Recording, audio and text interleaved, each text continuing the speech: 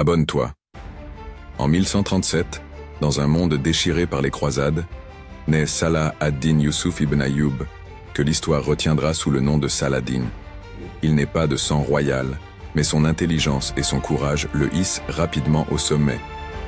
D'abord simple soldat, il devient gouverneur d'Égypte en 1169. Il unit les musulmans. Son objectif ?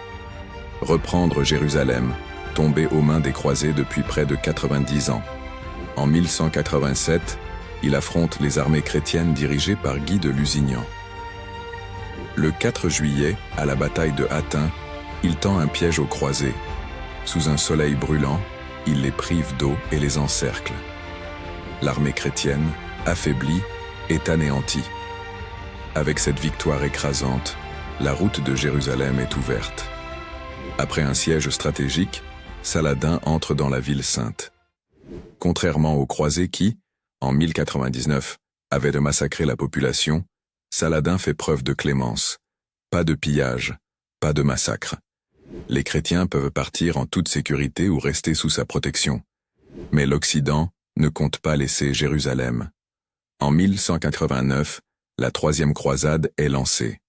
À sa tête, Richard Cœur de Lion, le roi d'Angleterre. Pendant 3 ans, les deux hommes s'affrontent dans des batailles épiques. Richard remporte des victoires, mais il ne parvient jamais à reprendre Jérusalem.